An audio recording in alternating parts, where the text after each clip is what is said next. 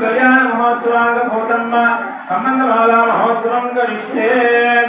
ओम भगवन् नारायणाभिमतान रूप स्वरूप रूप गुण विभवैश्वर्य शीलाध्यनवधिकातिशया संज्ञेया कल्याण गुणगणां पद्मवनालयां भगवतीं श्रियं देवीं नित्यानपायिनीं निरवध्यां देवदेव दिव्यमहिषीं अखिल जगन्मातरमस्मन्मातरम् अशरण्य शरण्याम् अनन्य शरण शरणमहं प्रपद्ये।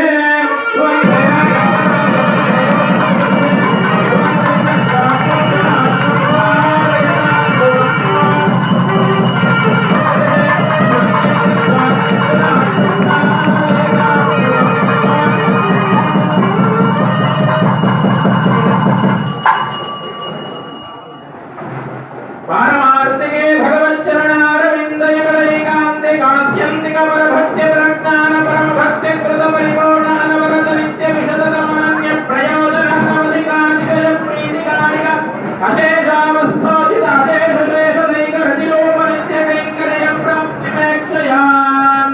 पारमार्थिके भगवच्चरणारविन्दशरणागतिः यथावस्थिता विरता अस्तु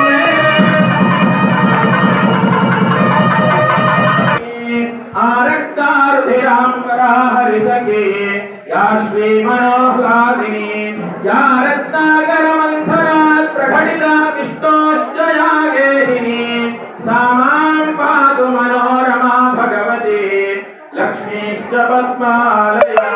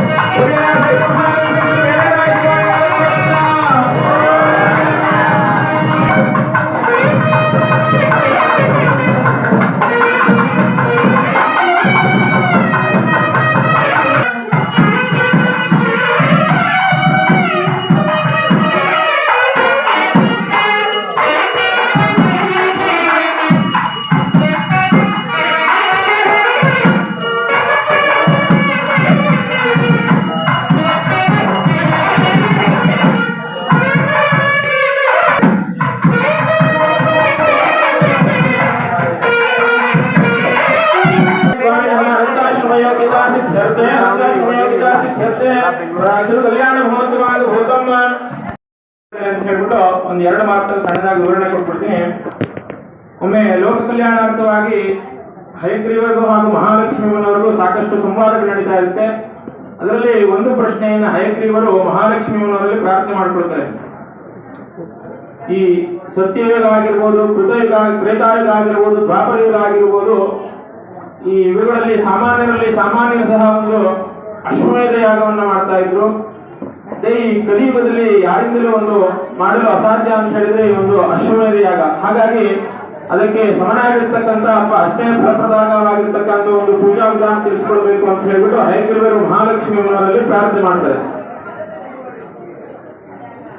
ನೋಡಿ, ಯಾರು ಮಾತಾಡ್ಬಾರ್ದ್ರಿ, ದಯಮಾಡಿ ಯಾರು ಮಾತಾಡ್ಬಿಡಿ ಅಮ್ಮನವರು. ಯಾರು ಈ ಕಲಿಯುಗದಲ್ಲಿ ಈ ಒಂದು ಶ್ರೀನಿವಾಸ ಕಲ್ಯಾಣ ಮಹೋತ್ಸವ ಮಾಡಿಸ್ತಾರೆ ಅವರಿಗೆ ಈ ಅಶ್ವಮೇಧ ಯಾಗದಷ್ಟು ಫಲ ಬರುತ್ತೆ ಅಂತ ಹೇಳ್ಬಿಟ್ಟು ಹೇಳ್ತಾರೆ. ಹಾಗಾಗಿ ಈ ಅಶ್ವಮೇಧ ಯಾಗವನ್ನು ಯಾಕೆ ಮಾಡ್ತಾ ಇದ್ರು ಅಂತ ಒಂದು ಪ್ರಶ್ನೆ ಬರುತ್ತೆ. ಸಾಮಾನ್ಯವಾಗಿ ನಮಗೆ ತಿಳಿದಿರುವ ಹಾಗೆ ಈ ಚಕ್ರವರ್ತಿಗಳಾಗಿರ್ಬೋದು, ರಾಜ ಮಹಾರಾಜರಾಗಿರ್ಬೋದು, ಅವರು ತಮ್ಮ ರಾಜ್ಯ ವಿಸ್ತರಣೆಗೋಸ್ಕರ ಮತ್ತು ಆ ಸಂಪತ್ತನ್ನು ಹೆಚ್ಚಿಸಿಕೊಳ್ಳೋದಕ್ಕೋಸ್ಕರ ಒಂದು ಅಶ್ವಮೇಧ ಯಾಗವನ್ನು ಮಾಡ್ತಾ ಇದ್ರು ಅಂತ ಒಂದು ತಿಳುವಳಿಕೆ. ಅದ್ರ ಜೊತೆಗೆ ಇನ್ನೊಂದೇನು ವಿಶೇಷ ಅಂತ ಹೇಳಿದ್ರೆ, ನಾವು ಹಾಗೂ ನಮ್ಮ ಹಿಂದಿನ 7 ತಲೆಮಾರಿನವರು ಏನು ಕಣ್ಣಿಗೆ ಕಂಡಂತ ಕಣ್ಣಿಗೆ ಮಾಡದಂತ ಸಾಕಷ್ಟು ಪಾಪಕರ್ಮಗಳೆಲ್ಲವೂ ಸಹ ಈ ಅಶ್ವಮೇಧ ಯಾಗದಿಂದ ಫಲ ಬರುತ್ತೆ ಅಂತ ಹೇಳ್ಬಿಟ್ಟು ಶಾಸ್ತ್ರಗಳಲ್ಲಿ ಹೇಳ್ತಾರೆ. ಹಾಗಾಗಿ ಅಷ್ಟೇ ಫಲಪ್ರದವಾಗಿರ್ತಕ್ಕಂಥ ಈ ಶ್ರೀನಿವಾಸ ಕಲ್ಯಾಣ ಮಹೋತ್ಸವ ಇವತ್ತು ದಿವಸ ನಡೀತಾ ಇದೆ. ಇಲ್ಲಿವರೆಗೂ ಈ ಶ್ರೀನಿವಾಸ ಕಲ್ಯಾಣ ಮಹೋತ್ಸವ ಶ್ರೀ ಧುರಿಡಾ ಸಹಿತ ಮಹಾಲಕ್ಷ್ಮಿ ಬೇಟೆರಾಯ ಸ್ವಾಮಿಯವರ ಈ ಒಂದು ತಿರು ಕಲ್ಯಾಣ ಮಹೋತ್ಸವದಲ್ಲಿ ಏನೇನು ಕಾರ್ಯಕಲಾಪಗಳು ನಡೀತು ಅಂತ ಹೇಳ್ಬಿಟ್ಟು ಸಣ್ಣದಾಗಿ 2 ಮಾತನ್ನು ತಿಳಿಸ್ಕೊಡ್ತೀನಿ. ಮೊದಲನೇದಾಗಿ ಸಂಕಲ್ಪದೊಂದಿಗೆ ಸಮ್ಯಕ್ ಕಲ್ಪಯತೆ ಇತಿ ಸಂಕಲ್ಪ ಅಂತ ಹೇಳ್ತಾರೆ. ನಾವೇನು ಒಳ್ಳೆಯದನ್ನ ಕಲ್ಪನೆ ಮಾಡ್ಕೊಂಡು ಈ ಒಂದು ಶುಭ ಕಾರ್ಯವನ್ನು ಪ್ರಾರಂಭ ಮಾಡ್ತೀವೋ ಸಂಕಲ್ಪದೊಂದಿಗೆ ಒಂದು ತಿರು ಕಲ್ಯಾಣ ಮಹೋತ್ಸವ ಪ್ರಾರಂಭ ಆಯಿತು. ತದನಂತರದಲ್ಲಿ ವಾಸುದೇವ ಪುಣ್ಯ, ಪಾಂಚರಾತ್ರ ಶಾಸ್ತ್ರದ ವಾಸುದೇವ ಪುಣ್ಯ, ನಾವು ನಮ್ಮ ಆತ್ಮಶುದ್ಧಿ ಹಾಗೂ ದೇವಾಲಯ ಶುದ್ಧಿ ಅಥವಾ ಪೂಜಾ ದ್ರವ್ಯಗಳ ಶುದ್ಧಿಗಾಗಿ ಒಂದು ವಾಸುದೇವ ಪುಣ್ಯವನ್ನು ಮಾಡಿದ್ದಾಯಿತು, ವಾಸುದೇವ ಪುಣ್ಯವಾಚನ ಮಾಡಿದ್ದಾಯಿತು. ತದನಂತರದಲ್ಲಿ ಸ್ವಾಮಿಯವರಿಗೂ ಹಾಗೂ ಅಮ್ಮನವರಿಗೆ ವಾಂಗ್ನಿಶ್ಚಯ ಆಗಿದೆ, ಅಂದ್ರೆ ವಿವಾಹ ನಿಶ್ಚಯವಾಗಿದೆ. ಅದರ ಅಂಗವಾಗಿ 5 ಜನ ಮುತ್ತೈದೆಯರಿಗೂ ಹಾಗೂ 5 ಜನ ಮಹನೀಯರಿಗೂ ಒಂದು ಸಾಕ್ಷಿ ತಾಂಬೂಲ ಕೊಡಿಸಿದ್ದಾಯಿತು ಅಂತ ಹೇಳಿದ್ರೆ, ಇವರುಗಳ ಸಮ್ಮುಖದಲ್ಲಿ ಈ ಒಂದು ಸ್ವಾಮಿಯವರಿಗೂ ಹಾಗೂ ಅಮ್ಮನವರಿಗೂ ಒಂದು ವಾಂಗ್ನಿಶ್ಚಯ ನಡೆದಿದೆ ಅಥವಾ ನಿಶ್ಚಿತಾರ್ಥ ಮಹೋತ್ಸವ ಸಾಕ್ಷಿ ತಾಂಬೂಲ ನಡೆದಿದೆ ಅಂತ ಒಂದು ಕಲಾಪ. ಸೊ ಆ ನಿಶ್ಚಿತಾರ್ಥ ಮಹೋತ್ಸವದ ನಂತರ ಸಂಬಂಧ ಮಾಲ, ಸ್ವಾಮಿ ಮೇಲೆ ಇರ್ತಕ್ಕಂತಹ ಮಾಲೆಯನ್ನು ತೆಗೆದು ಅಮ್ಮನವರ ಮೇಲೆ ಆಗ್ತಕ್ಕಂಥದ್ದು, ಅದೇ ರೀತಿ ಅಮ್ಮನವರ ಮೇಲೆ ಇರ್ತಕ್ಕಂಥ ಮಾಲೆಯನ್ನು ತೆಗೆದು ಸ್ವಾಮಿ ಮೇಲೆ ಆಗ್ತಕ್ಕಂಥ ಒಂದು ಸಂಬಂಧ ಮಾಲ ಮಹೋತ್ಸವ ನಡೆಯಿತು. ಅದಾದ್ಮೇಲೆ ಮುಂದಿನ ಕಲಾಪ ರಕ್ಷಾಸೂತ್ರ ಅಥವಾ ಕುಳಿತರು ಬಂಧನ ಧಾರಣೆ. ಯಾವುದೇ ಒಂದು ಶುಭ ಸಮಾರಂಭಗಳಲ್ಲಿ ನಾವು ಯಾವುದೇ ರೀತಿಯ ಅಶೌಚ ಬರದಲೇ ಇರಲಿ ಅಂತ ಹೇಳ್ಬಿಟ್ಟು ಕೈಗೆ ಒಂದು ಕಂಕಣವನ್ನ ಕಟ್ಕೊಳ್ತಕ್ಕಂಥ ಒಂದು ಪ್ರತೀತಿ ಇದೆ. ಹಾಗಾಗಿ ಸ್ವಾಮಿಯವರಿಗೂ ಮತ್ತು ಅಮ್ಮನವರಿಗೂ ಒಂದು ಕಂಕಣ ಧಾರಣೆಯನ್ನು ಮಾಡಿದ್ದಾಯಿತು. ಅಂದ್ರೆ ರಕ್ಷಾಸೂತ್ರ ದೇವತೆಗಳನ್ನು ಆಹ್ವಾನ ಮಾಡಿರ್ತಕ್ಕಂತಹ ಒಂದು ಮಾಲೆಯಲ್ಲಿ ಆ ಸ್ವಾಮಿಯವರಿಗೆ ಒಂದು ಕಂಕಣವನ್ನ ಕಟ್ಟಿದ್ದಾಯಿತು. ತದನಂತರದಲ್ಲಿ ಇವತ್ತಿಂದ ಸ್ವಾಮಿ ಒಂದು ಗೃಹಸ್ಥಾಶ್ರಮ ಸ್ವೀಕರಿಸ್ತಾ ಇದ್ದೇನೆ. ಹಾಗಾಗಿ ಅದರ ಅಂಗವಾಗಿ ಅವನಿಗೆ ಅನಂತಾಶ್ರಮ ಯೋಗ್ಯತಾ ಸಿದ್ಧಿಸಲಿ ಅಂತ ಹೇಳ್ಬಿಟ್ಟು ಬ್ರಹ್ಮ ವಿಷ್ಣು ಮಹೇಶ್ವರ ಆವಾಸಸ್ಥಾನ ಆಗಿರ್ತಕ್ಕಂತಹ ಒಂದು ಯಜ್ಞೋಪವೀತವನ್ನ ಧಾರಣೆ ಮಾಡಿದ್ದಾಯಿತು. ಸೊ ಇಷ್ಟು ಕಲಾಪಗಳು ಈಗ ನಡೆದಿದೆ. ಮುಂದೆ ಸ್ವಾಮಿಯವರಿಗೆ ಒಂದು ಮಧುಬರ್ಕ ಸಮರ್ಪಣೆ. ಹಾಗೆ ನಾವು ಮನೆಗೆ ಬಂದಂತಹ ಅತಿಥಿಗಳನ್ನ ಸತ್ಕಾರ ಮಾಡ್ತೀವಿ, ಹಾಗೆ ಬಂದಂತಹ ಅತಿಥಿಗಳನ್ನ ಮೊದಲನೇದಾಗಿ ಪಾತ್ರೆಯೊಳಗೆ ನೀರು ಕೊಡ್ತೀವಿ. ಅದಾದ್ಮೇಲೆ ಒಳಗೆ ಕರೆದು ಅವರು ಒಂದು ಆಸನವನ್ನ ಕೊಟ್ಟು ಕುಡಿಯೋಕೆ ಏನಾದ್ರು ಕೊಡ್ತೀವಿ. ಅದೇ ರೀತಿ ಅರ್ಘ್ಯಪಾದ್ಯ ಆಚರಣೆಯನ್ನು ಕೊಟ್ಟು ಸ್ವಾಮಿಯವರಿಗೆ ಒಂದು ಮಧುಬರ್ಕ ಅಂತ ಹೇಳಿದ್ರೆ ಲಘು ಉಪಹಾರ ಕೊಡ್ತಕ್ಕಂಥದ್ದು. ಅದರ ತದನಂತರ ಒಂದು ಸ್ವಾಮಿಯವರ ಒಂದು ಪ್ರತಿರೂಪ ಆಗಿರ್ತಕ್ಕಂತಹ ಷಡಗೋಪಕ್ಕೆ ಒಂದು ಸಂಕ್ಷಿಪ್ತವಾಗಿ ಒಂದು ಪಂಚಾಮೃತ ಅಭಿಷೇಕ ನಡೆಯುತ್ತೆ. ಅದಾದ್ಮೇಲೆ ಕನ್ಯಾ ನಿರೀಕ್ಷಣೆ ಅಥವಾ ಗುರುಜೀವಿಕಾ ಮಹೋತ್ಸವ ಅಂತ ಹೇಳ್ತೀವಿ. ಕನ್ಯಾ ನಿರೀಕ್ಷಣೆ ಅಂತ ಹೇಳಿದ್ರೆ ಸ್ವಾಮಿಯವರ ಅಂದ್ರೆ ಸ್ವಾಮಿಯವರ ಮತ್ತು ಅಮ್ಮನವರ ಇಬ್ಬರು ಗೋತ್ರ ಪ್ರಭಾವಗಳನ್ನ ಹೇಳ್ತಕ್ಕಂಥದ್ದು. ಇಂತಹ ಗೋತ್ರದವರು, ಇಂತಹ ನಕ್ಷತ್ರ ರಾಶಿ, ಇಂತಹವರ ಮರಿಮೊಮ್ಮಗ, ಇಂತಹವರ ಮೊಮ್ಮಗ, ಇಂತಹವರ ಮೊಮ್ಮಗ ಅಂದ್ರೆ ಇಂತಹವರ ಮಗ ಸ್ವಾಮಿಯವರು. ಅದೇ ರೀತಿ ಅಮ್ಮನವರ ನಕ್ಷತ್ರ ರಾಶಿ ಗೋತ್ರ ಅವರ ಪೂರ್ವಿಕರ ಸ್ಮರಣೆ ಮಾಡಿಕೊಂಡು ಒಂದು ಅವರ ಗೋತ್ರ ಪ್ರಭಾವಗಳನ್ನು ಹೇಳ್ತಕ್ಕಂಥದ್ದು. ತದನಂತರದಲ್ಲಿ ಮಂಗಲಾಷ್ಟಕ, ನಂತರ ಚೂಡಿಕೆ, ಆಮೇಲೆ ಅಂತರ್ಪಣ ತೆಗೆದ್ಬಿಟ್ಟು ಗುರುಜೀವಿಕಾ ಮಹೋತ್ಸವ ನಡೆಯುತ್ತೆ. ಕನ್ಯಾ ನಿರೀಕ್ಷಣೆ ನಡೆಯುತ್ತೆ. ಅದಾದ್ಮೇಲೆ ಕನ್ಯಾದಾನಕ್ಕೆ ಮಹಾಸಂಕಲ್ಪವನ್ನು ಹೇಳ್ತಕ್ಕಂಥ ಒಂದು ಪ್ರತೀತಿ ಇದೆ. ಸಂಕಲ್ಪ ಹಾಗೂ ಮಹಾಸಂಕಲ್ಪಕ್ಕೂ ಏನು ವ್ಯತ್ಯಾಸ ಅಂತ ಹೇಳಿದ್ರೆ, ಮಹಾಸಂಕಲ್ಪದಲ್ಲಿ ನಮ್ಮ ಭೂಮಿ ಮೇಲೆ ಇರ್ತಕ್ಕಂತಹ ಎಲ್ಲಾ ತೀರ್ಥಕ್ಷೇತ್ರಗಳಾಗಿರ್ಬೋದು ಅಥವಾ ಪುಣ್ಯ ನದಿಗಳಾಗಿರ್ಬೋದು ಇವರುಗಳ ಸ್ಮರಣೆ ಮಾಡಿಕೊಂಡು ಇವರುಗಳ ಸಮ್ಮುಖದಲ್ಲಿ ಇಂತಹ ಕನ್ಯೆಯನ್ನ ಇಂಥ ವರ್ಣಿಗೆ ದಾರಿ ಎಡ್ಕೊಡ್ತಾ ಇದೀವಿ ಅಂತ ಒಂದು ಮಹಾಸಂಕಲ್ಪವನ್ನ ಹೇಳಲಾಗುತ್ತೆ. ಅದಾದ ನಂತರ ಮಾಂಗಲ್ಯ ಪೂಜೆ ಆಗ್ತಿದ್ದ ಹಾಗೇನೆ ಮಾಂಗಲ್ಯ ಧಾರಣೆ ಆಗ್ತಿದ್ದ ಹಾಗೇನೆ ಒಂದು ಅಕ್ಷತಾರೋಪಣ ಮಹೋತ್ಸವ ಆಗ್ತಿದ್ದ ಹಾಗೇನೆ ಮುಂದಿನ ಕಲಾಪ ಸ್ವಾಮಿ ಮತ್ತು ಅಮ್ಮನವರನ್ನ ಒಟ್ಟಿಗೆ ಪೂಜೆ ಮಾಡಿಸಿ ಒಂದು ಸಂಕ್ಷಿಪ್ತ ಕಲ್ಪೋಕ್ತ ಪೂಜೆ ಇರುತ್ತೆ. ಸೊ ಇಷ್ಟು ಕಲಾಪಗಳು ನಡೆಯಲಿದೆ. ದಯಮಾಡಿ ಯಾರು ಸಹ ಮಾತಾಡಬಹುದು ಅಂತ ಮತ್ತೊಮ್ಮೆ ಪ್ರಾರ್ಥನೆ ಮಾಡ್ತಾ ಇದ್ದೀನಿ. ಹರಿ ಓಂ ತತ್ಸೋಂ ತದ್ವಿಷ್ಣು ಪರಮಂ ಪದಂ ಸದಾ ಪಶ್ಯಂತು ಚಂದ್ರಮಂಡಲ ಸಂಕಾಶಂ ಸರ್ವಂ ದೇವತ್ರಯತ್ವ ದದಾಮಿ ದೇವೇಶ ಸ್ನಾನಾರ್ಥಂ ಪ್ರತಿಗೃಹ್ಯತಾಂ ದದಿ ಸ್ನಾನಂ ಸಮರ್ಪಯಾಮಿ ದದಿ ಸ್ನಾನಾನಂತರಂ ವಾರಿಣಾ ಸ್ನಾಪಯಾಮಿ ಶುಕ್ರಮಸೀತಿ ಮಂತ್ರೇಣ ಜ್ಞೇಯಸ್ನಾಪಯಿಷ್ಯೆ ಓಂ ಶುಕ್ರಮಸಿ ಛಾದಿರಸಿ ತೇಜೋಸಿ ದೇವೋಸ್ತವಿತೋಃ ಪುನಃ ತ್ವಚ್ಛಿದ್ರೇಣ ಪವಿತ್ರೇಣ ವಸೋ ಸೂರ್ಯಸ್ಯ ರಶ್ಮಿಭಿಃ ಸುರಾಣಾಮಾಜ್ಯಮಾಹಾರಂ ಆಜ್ಯೇ ಯಜ್ಞಂ ಪ್ರತಿಷ್ಠಿತಂ ಆಜ್ಯಂ ಪರಮಂ ಪವಿತ್ರಂ ಸ್ನಾನಾರ್ಥಂ ಪ್ರತಿಗೃಹ್ಯತಾಂ ಆಜ್ಯ ಸ್ನಾನಂ ಸಮರ್ಪಯಾಮಿ ಆಜ್ಯ ಸ್ನಾನಾನಂತರಂ ವಾರಿಣಾ ಸ್ನಾಪಯಾಮಿ ಮಧುವಾದಾಯಸ್ಯ ಮಂತ್ರಸ್ಯ ಮಧುನಾ ಸ್ನಾಪಯಿಷ್ಯೆ ಸಂತೋಷಧೀಃ ಮಧುನಕ್ಕಮದೋಷಸ ಮಧುಮತ್ಪಾರ್ಥಿವಂ ರಜಃ ಮಧುದ್ಯೌರಸ್ತುನಃ ಪಿತಾ ಮಧುಮಾನ್ನೋ ವನಸ್ಪತಿರ್ಮಧುಮಾಮಸ್ತು ಸೂರ್ಯಾಃ ಮಾ ದೀರ್ಘಾವೋ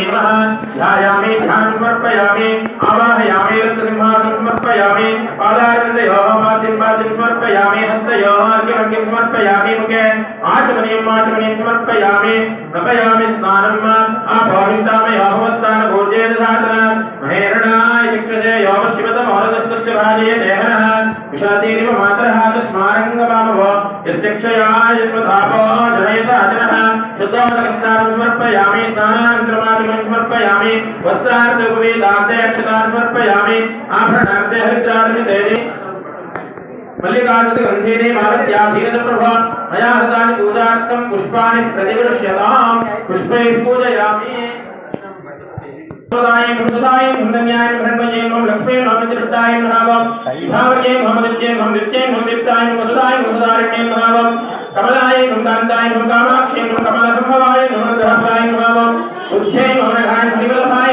शोकाय सुदाय मुदित्ताय नमः लोक शोक विनाशिनी धर्मलयाय करुणाय लोकमात्रै पद्मप्रियाय पद्महस्ताय पद्माक्षै नमः पद्मसौन्दर्ये पद्मध्वाय पद्ममुखे पद्मनाभप्रियाय नमः रमायै नमः पद्ममालाधराय नमः देव्यै नमः पद्मिन्यै नमः पद्मगन्धिन्यै नमः पुण्यगन्धाय नमः सुप्रसन्नाय नमः प्रसादाय नमः विमलाय नमः विशेषणन्यै नमः कृष्णे नमः दारिद्र्यनाशिन्यै नमः पीतपुष्करिण्यै नमः शान्ताय नमः शुक्रमाल्याभराय नमः श्रियै नमः